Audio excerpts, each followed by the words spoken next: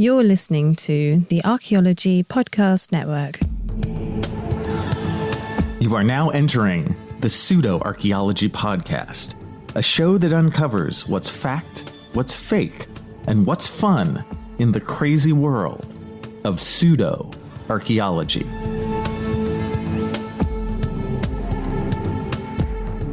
Hello and welcome to the Pseudo-Archaeological Podcast, episode 137. And tonight, of all nights, it's Atlantis, baby.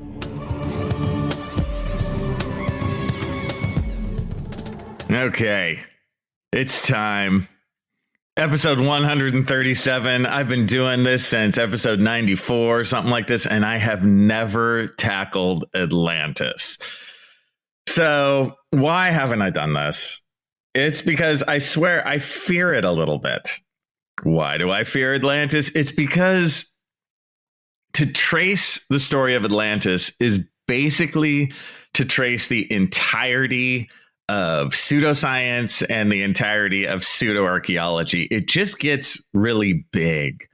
And I wanted to kind of make my notes narrow enough to make some sort of sense. And since this story is so large, I mean, I'm sure I'll leave out some twist or some turn or some story that you've heard of that I didn't cover. And I am sorry for that. See, I'm already saying I'm sorry. It's pathetic. But I do think I'm able here to kind of give you guys the base backstory to this whole thing and make it make some sort of sense. So why am I ultimately tackling it now? Why have I gotten enough spine to do this? You know, it's because life is short, my friends. And why do I think life is short? I had a motorcycle accident like a week ago. And I'm okay. I survived. I didn't break anything, although I got pretty damn close. And I will say my accident counted, if that makes sense. And if you're wondering what a motorcycle accident is like, violent. Go with violent. And that gives you some idea. It's fast and furious. So after that, I'm like, you know what?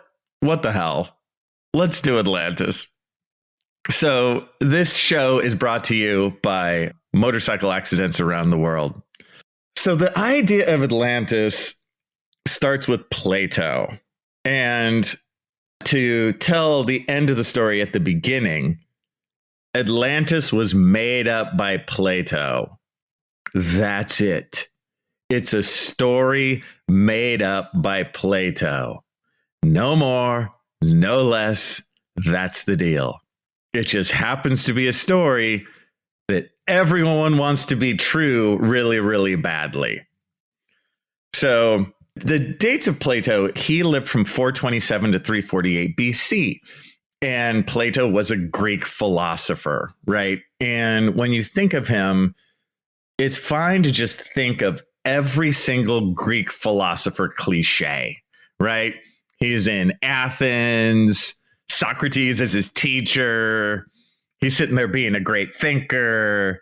He's coming up with these kind of what if scenarios all the time, right? He's trying to kind of delve deep in what it means to be a human being and how we think and what we think and all that kind of good stuff. Classic cliche Greek philosopher. I actually was first shown Plato, not in terms of Atlantis and all this, but in terms of Plato's cave. Now, I was a film major. I was a double major in archaeology and film. And in film class, sometimes we would talk about the philosophy of what the image on screen is, right? So I was destroyed, as were my friends in class, by Plato's cave. And Plato's cave goes like this. Plato goes, okay, look, what if there were a bunch of prisoners inside a cave and they're all chained inside the cave and all they can see is the back wall of the cave? Like they're chained onto chairs and the chairs are focused on the back wall of the cave. So they can't see out. They can't turn around. They have no idea what's behind them. Every day the sun comes up and the sun shines in and there's stuff behind them that makes shadows. And so their whole world is just a world of shadows. Like they just see these shadows and then they give meaning to the shadows, and the shadows are their entire life. Now, Plato says our job is to get beyond that. He's saying that we are, as those prisoners, to the higher reality, really the things making the shadows right behind the prisoners, which they know nothing about. But the only way to get to that is through reason, it's through science, it's through math, it's of course through philosophy, right? In order to get to that higher reality and really understand what's truly going on. So that's the allegory of Plato's cave. And why do I tell you this? Because I have to get my own poison out and have to have you guys be destroyed by Plato's cave too. So the idea, of course, being that, film is as the shadows. What's the reality behind it? It's very much like the movie The Matrix, right?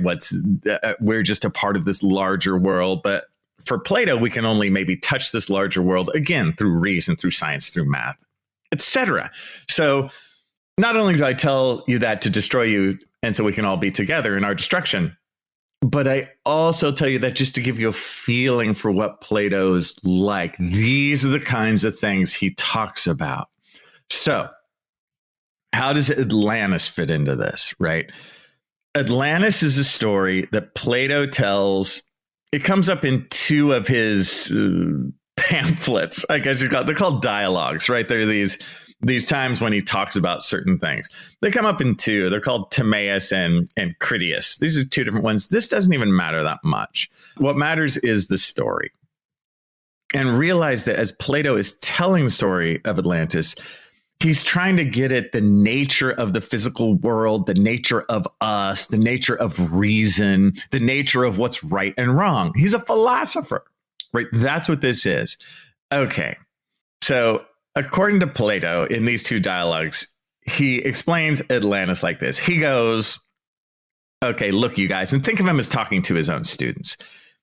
He goes, look, you guys, what if, let's say 9,000 years ago, otherwise known as long ago, and in a place, well, beyond the Pillars of Hercules, otherwise known as far away. So already he's setting it up as a story that happened long ago and far away, right? 9,000 years ago, beyond the Pillars of Hercules, there was a land called Atlantis. And this land, in many ways, was the opposite of Athens. So in Plato's times, Athens is like the greatest spot, right? And Plato just talks about basically why is it so great. And in order to talk about why Athens is so great, you need the villain, right? You need the opposite side, which he creates as Atlantis. And he goes, look, there's this island nation of Atlantis, and it was created by Poseidon. He brings in the Greek gods into this too. This is a Greek god mythological thing.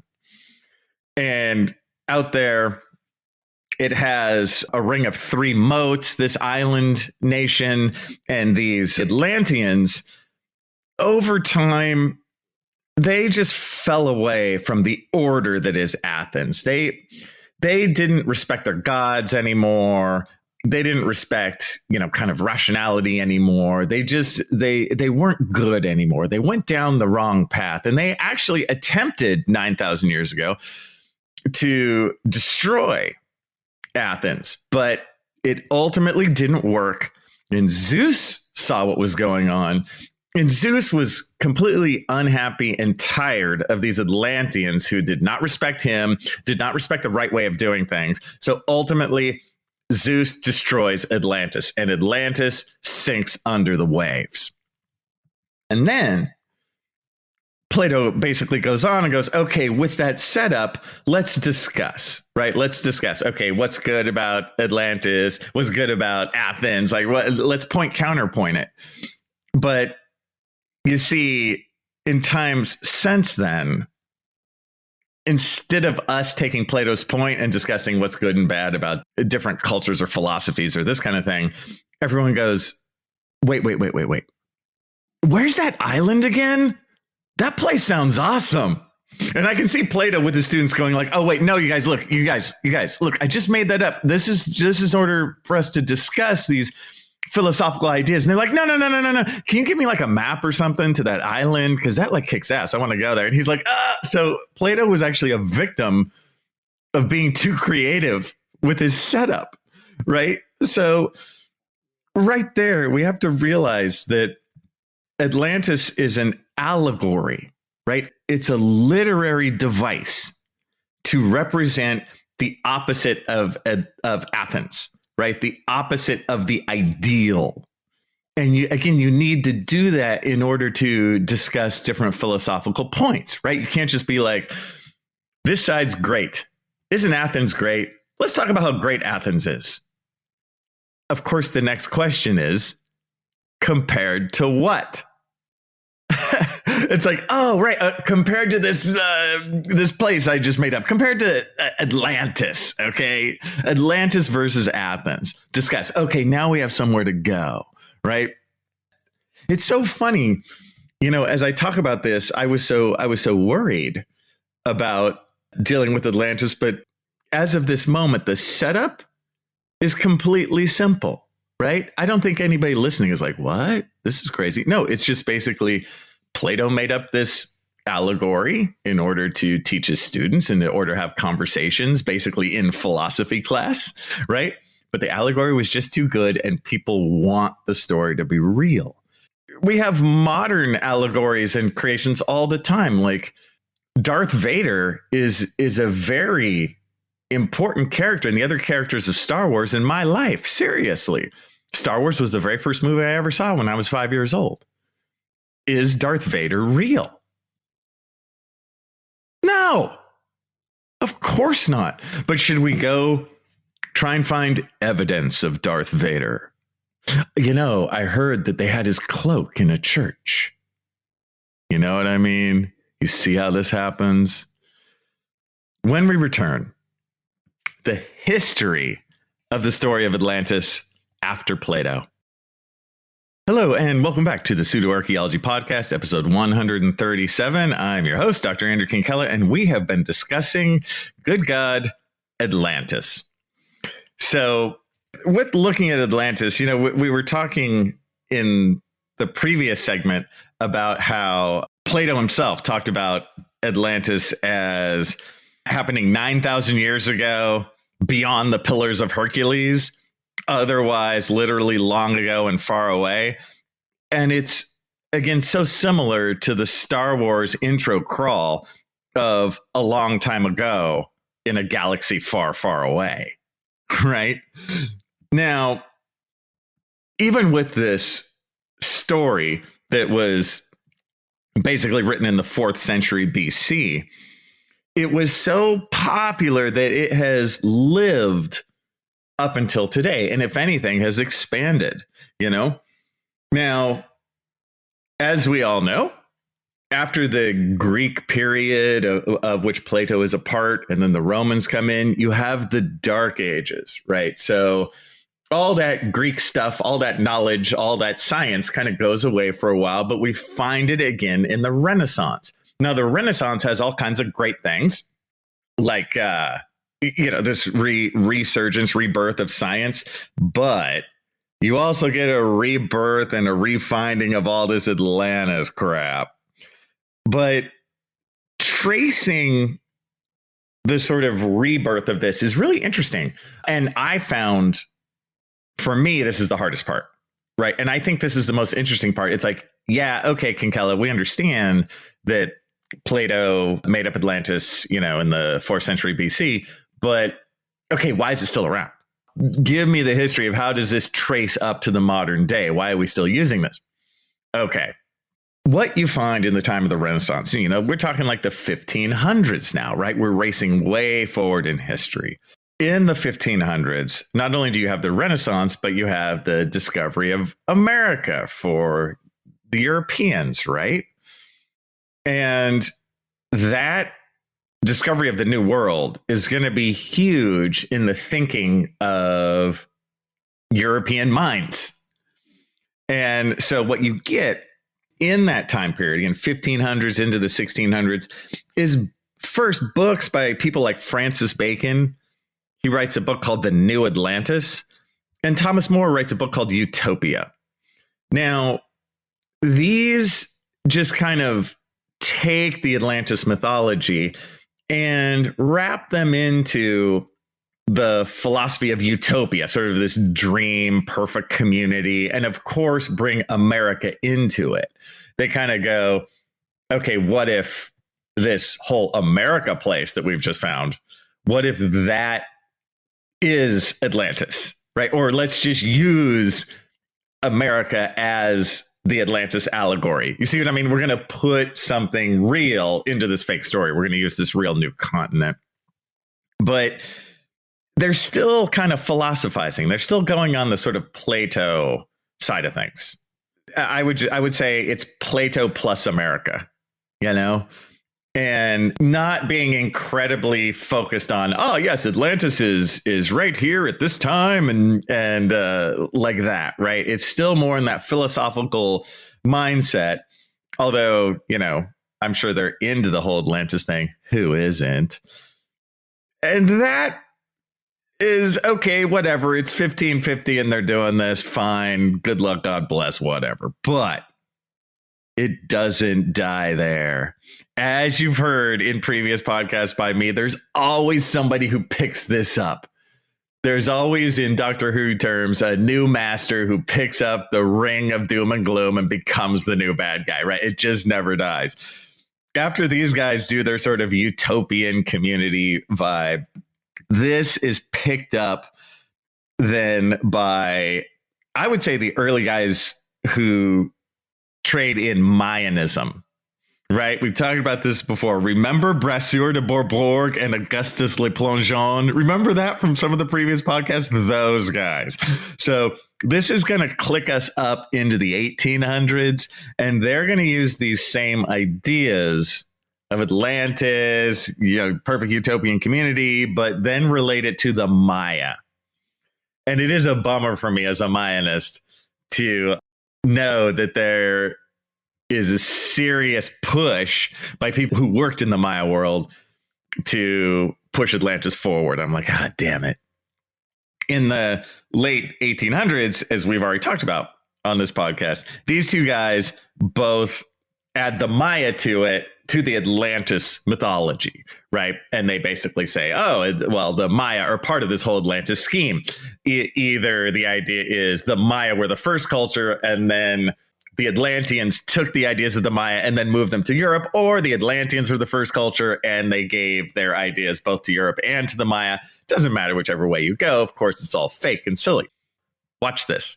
I will defend Brasseur de Bourbourg and Augustus Le Plongeon a little bit. Right, these are guys, again, both working in the late 1800s, and Le Plongeon doesn't even die until 1908. Well, both those guys definitely spent time talking about some real fake crap, right? Some just pseudoscience nothingness in terms of the Maya and Atlantis, whatever. They did also spend some time doing some real work, right? Whether it was translating some Maya hieroglyphics, rather it was doing real work at Maya sites or taking fantastic photographs when photography was new. These guys did create some real data. Now, while their conclusions were like silly and pointless, I give them half a pass because, again, it's 1880. What do you expect? You know, they're just kind of throwing it out there. And of course, both of them sat on the whole Atlantis thing way too long. It was kind of a sad aspect to other things they did that were worthy. But, you know, it happens. Just a little too new agey, but some real work. Now, that all changes with the next big one. Right after these guys was Ignatius Donnelly. Remember Ignatius Donnelly? Right? Ignatius Donnelly is like the U.S. senator who just happened to also be into all this crap. Now, he didn't do any kind of work, right? He has no archaeological bona fides, right? He adds nothing. It's at Ignatius Donnelly where this story just becomes detached from everything and just becomes kind of new age doctrine, right? We're beyond everything that came before. There's no defending this one. And so in 1882, Ignatius Donnelly writes Atlantis, the Antediluvian World, right? I think that's a big moment here for pseudo-archaeology. He kind of collects all these various writings from these earlier people and just makes one big fat book of bullshit, right? 100%. Just take the safeties off and go for it.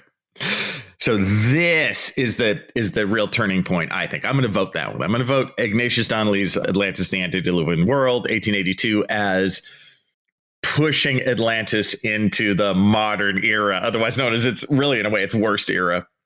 So after Ignatius Donnelly, he influences a bunch of other people. Some people who I haven't talked about on this podcast yet, like Helena Blavatsky with her whole theosophy movement.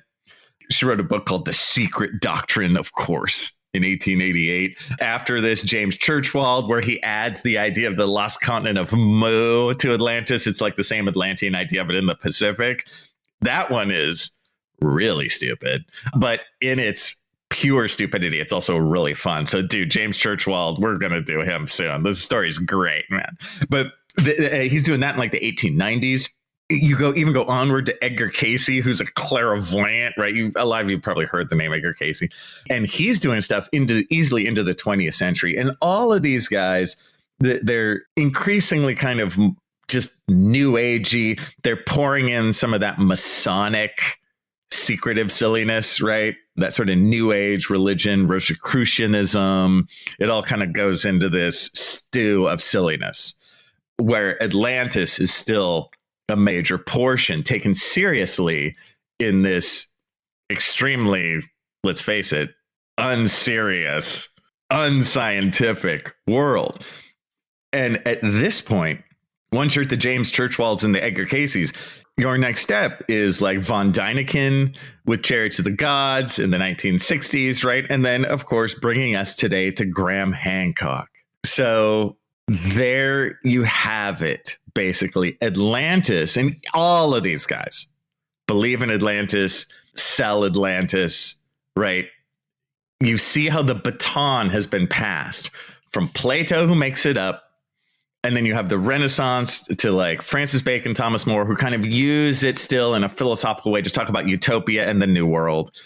Then you pass the baton again to the Mayanists, Bercer de Bourbourg and Augustus Le Plongeon, who aren't truly archaeologists 100%. It's more Mayanism, right? This sort of new agey ideas, but they still do some good science on the side. And then it becomes just pure BS with Ignatius Donnelly, a baton to him, and the Antediluvian World in 1882, and then onward from him to like Blavatsky, James Churchwald, Edgar Cayce. All these guys are now adding a bunch of new age religion into this movement. And then finally, von Däniken, who I guess you could say adds aliens to it. And then Graham Hancock, who is just the most recent purveyor of the same old story. When we return, I will give you the location of the lost continent of Atlantis. Hello, and welcome back to the Pseudo-Archaeology Podcast, episode 137. I'm your host, Dr. Andrew Kinkella, and we are wrapping up, thank God, Atlantis. Now, when I last teased you in the previous segment, I said I would tell you, friends, the location of the lost continent of Atlantis. Are you ready? You ready to write this down? My friends, Atlantis is everywhere and nowhere at the same time. Imagine that. I think we should give Plato a call. Plato, it's everywhere and nowhere at the same time. Discuss. Of course it is, because, well, I hate to break it to you after all this. It's fake. It's a story. But of course, every crap pseudo documentary on TV, on the History Channel or whatever, is going to deal with this. How many dozens of pseudo documentaries deal with this, right? It's all the time. Now, I will say, I don't mind a lot of modern like documentaries and series, you know, whether on the Discovery Channel or whatever. They will touch on Atlantis or talk about it first, they'll talk about the more crazy aspects of it, but then they'll wind down to a modern interpretation, or they'll tell you it's just a story or whatever, because people are so interested in the story, right? So I don't mind when they set up that. So just because a documentary talks about Atlantis or something doesn't mean that it's immediately horrible or something, but it's only horrible if they stay with like, oh yeah, Atlantis is real. You know, I will say one thing I really don't like about modern documentaries, I'm sure I brought this up before, is that they do that awful crap trick where they end with like, well, there's no such thing as Atlantis. Or is there? Oh, God. Like, get a spine and go, there's no such thing as Atlantis. Let's be adults. You know? Have you ever been like, where are all the adults? Like, what happened to the adults? Are we like a nation of children? I mean, we can't take that. No, seriously, Atlantis is a bedtime story, right? We can't take it. So instead of being adults and just taking that, we've been looking for it, of course, forever. What are some of the main places where people have said Atlantis is? Now, you guys, there are so many. It literally is everywhere. Like every island in the Mediterranean, of course, because Greece is in the Mediterranean. So you're going to pick every island. Oh, it's Crete, you know, whatever.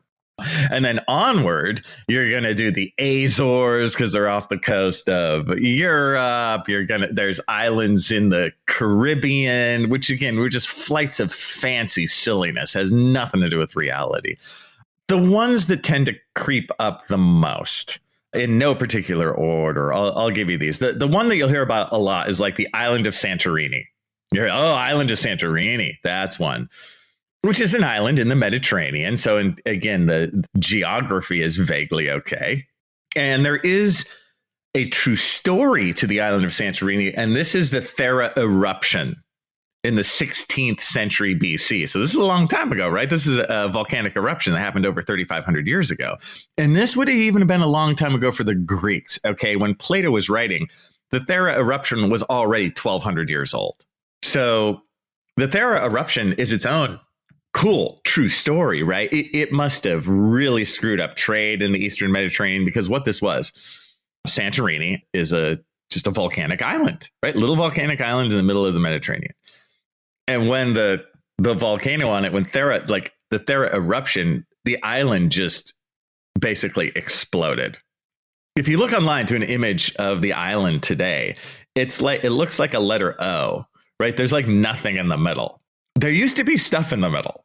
You know, it literally exploded. Where is Thera today?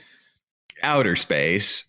You know, it just literally, I mean, for anyone living on that island, I don't know. I mean, I guess a handful of people must have survived, but good God, imagine that. Your island is literally a volcano that has an extreme explosive eruption. The eruption is so big that, of course, it devastated trade and, you know, networks and that kind of thing in the Eastern Mediterranean.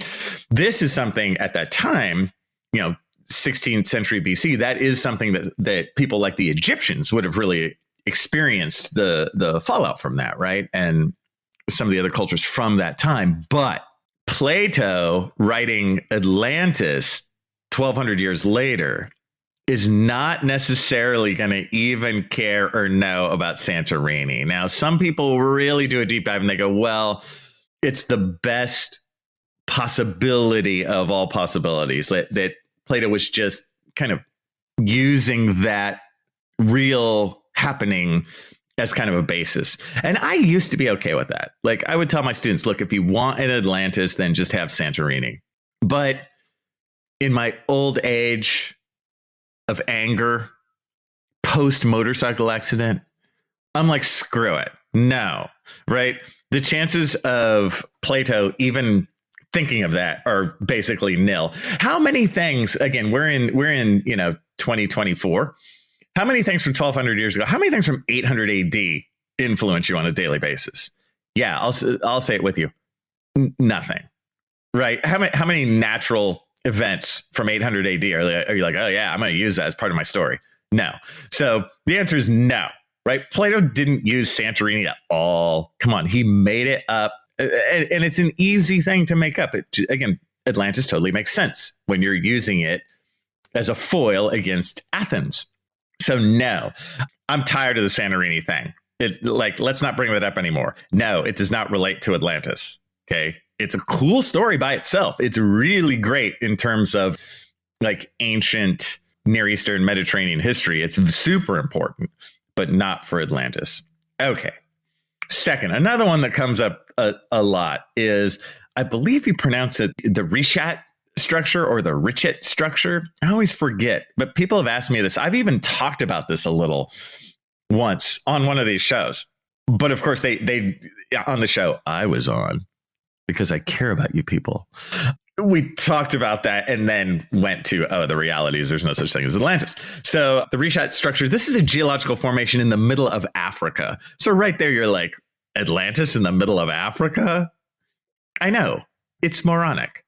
But what's cool about the Richat structure is that it's just this circular geological formation. Like if you fly over it, it looks like, you'll hear like the eye of the desert. It's this large, again, circular, concentric, ringed, like stone outcrop, basically large stone outcrop that's been weathered away. So it really looks like kind of an eye, like this huge geological eye looking at you. But of course, since it has several concentric rings out of it, people are like, oh yeah, it's Atlantis. It's just like Atlantis was structured. Remember how I said it had several concentric moats around it? So just because this geological formation has some circles around it, they're like, oh, must be Atlantis. That makes no sense whatsoever. It is a geological formation. I'm not part of big archaeology telling you lies, although I want to join big archaeology. If any of you, if you send me a phone number and email, I need that, because I mean, they owe me, big archaeology owes me a lot of money, like a lot. Anyway, yeah, you'll hear about that one. And of course, if it's an article, it'll start with some crappy clickbait headline like Atlantis in Africa. No. Yeah, no. Again, where do I even go from that? It's just so lame. I can't even joke about it. I can't be like, there's nothing. It's like pathetic. I think the word pathetic works best. Like, let it go. The last one that you'll hear is the stones of Atlantis. The stones of Atlantis. Where are they? Are they in the Mediterranean? No, they're in the Bahamas. They're in the Caribbean. I'd study the stones of Atlantis too, because I could hang out on the Bahamas. You guys, maybe I should say this. The stones of Atlantis are real, and I need to go study them right away. And maybe for like a month. If you can pay my expenses, that'd be great. So the stones of Atlantis are these square-shaped, again, geological formation that's only in like 20 feet of water or something. It's real shallow. They look like these square pillows in a row. It's cool. It looks, from first glance, you go, ooh, that's kind of interesting. But it's an easily explainable geological formation. Like that's it. It's a cool geological formation. There's nothing human made about it in any way. In any way. No, it's geological. Nobody made it. The Atlanteans didn't make it. The modern cultures of the Bahamas didn't make it. The Earth made it. Yep. And that one, again, is just extra stupid. Again, if I was in the Bahamas, I'd totally go snorkeling or scuba diving over there just for laughs, just to be like, look at me, I'm at the stones of Atlantis. And it's a great tourist attraction. That's cool. But the reality of it is moronic, right? Yeah, Plato was talking about some square stones half a world away that was connected in no way to what he was talking about. I mean, what can I do? What can I do, people? And of course, the stones of Atlantis, the Bahamas one, was used by Graham Hancock, our friend Graham Hancock, in Ancient Apocalypse, right? And he went there and he went scuba diving and stuff. And don't you get his grift there? He got a free trip to the Bahamas. Good for him. Should I do it too? I think that Graham Hancock and I should both go to the stones of Atlantis and go scuba diving. And he should show me.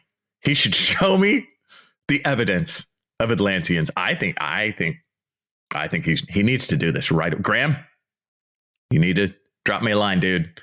I'm scuba certified. I'm ready to roll. You need to confront me. You should. So it's just, I mean, again, the adults. Does anyone, can you give me just, again, a line to an adult that I can talk to? Those are the big three that I hear, but of course there's others, always trying to attach an island that sunk under the ocean, to this Atlantean mythology, which is what it is. Now, why has this survived so long? It's because we want it so bad. Don't you? Isn't a world with an Atlantis a more interesting, awesome world? Absolutely. I am pro-Atlantis, you guys. I want there to be an Atlantis because it would be so interesting, right? But that is the child in me.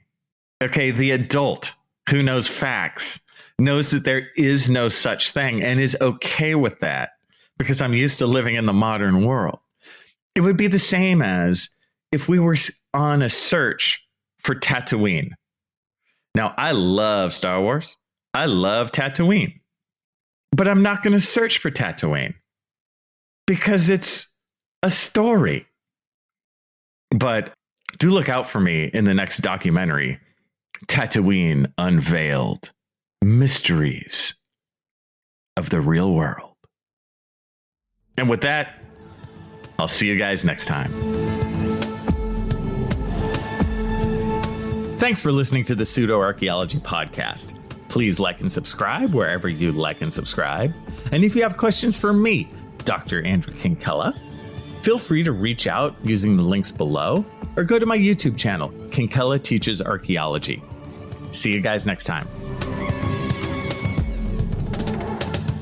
This episode was produced by Chris Webster from his RV traveling the United States, Tristan Boyle in Scotland, DigTech LLC, Cultural Media, and the Archaeology Podcast Network, and was edited by Chris Webster. This has been a presentation of the Archaeology Podcast Network. Visit us on the web for show notes and other podcasts at www.archpodnet.com. Contact us at chris@archaeologypodcastnetwork.com.